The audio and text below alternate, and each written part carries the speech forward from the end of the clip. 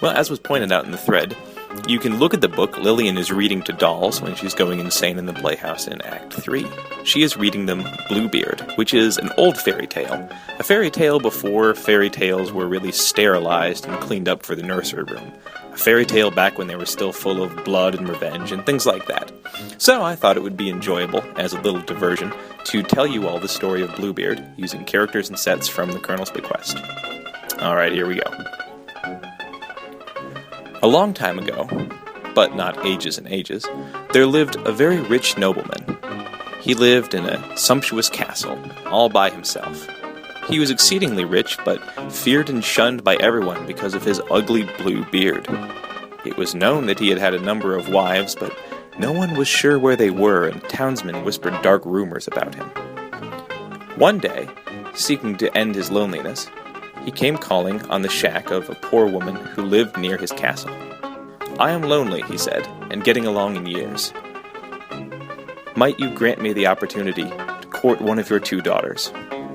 The poor woman was very excited by the prospect, as the man's wealth was known far and wide, and having him take one of her daughters for his own would mean that they would be provided for the rest of their years, so she let him inside.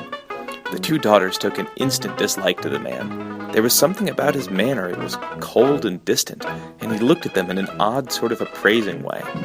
Each of them tried to push off the other on him, but in the end, he settled for the youngest daughter, who had fiery red hair.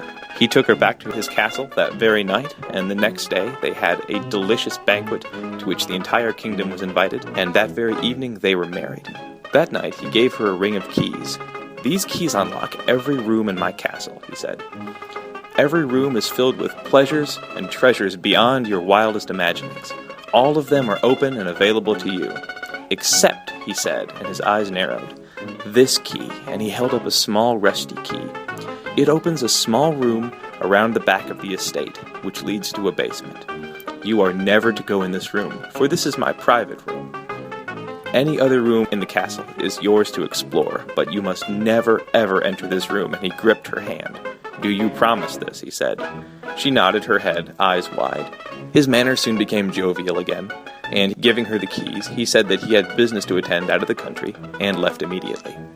The woman spent a few days wandering the palace, talking to the servants, and generally enjoying herself. Everything was exactly as the rich man had said. He was wealthy beyond all imagining. However, the small key weighed on her mind. What could be in the room that would be so private? Why was she forbidden from it?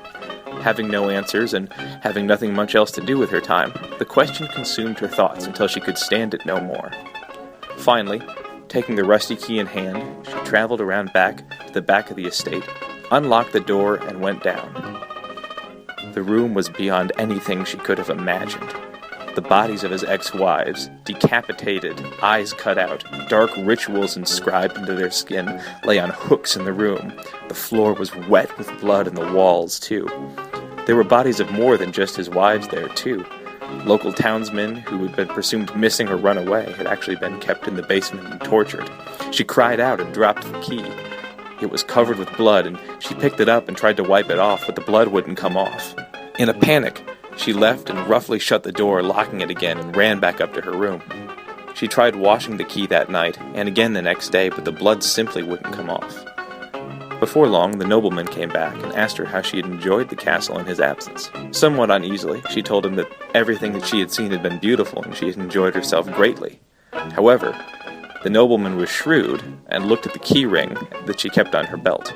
He saw the blood on the rusty key and knew exactly what had happened. Flying into a rage, he pushed her down, pulled his sword, and said that very minute she would be decapitated. Weeping, she asked for a single hour to pray before she was killed. The nobleman granted it, and she locked herself in the highest room in the tower. Reeling with despair and grief, she cried out in pain. Somehow, the noise carried over the miles between the castle and her house, and her brothers heard. Knowing that something was wrong, they took their swords and went running towards the castle. Before the hour was up, the nobleman became impatient, started pounding on the door, and told her that the time was near. She cried and asked for more time, but he became insistent and started kicking down the door and hacking at it with his sword, his eyes wide and in a rage. Right as he broke through the door, her brothers burst into the room. Seeing him with his sword drawn advancing towards their sister, without hesitation, they drew their swords, ran forward, and ran him through. The sister then told everything to the brothers and showed them the room downstairs. By the custom at that time, the man left everything that he owned to his wife. So, after cleaning the basement downstairs, burying the bloody Bluebeard Baron and all of his victims out back, the family was able to move into the castle, enjoy the immense riches for the rest of their lives, and lived happily ever after. The end.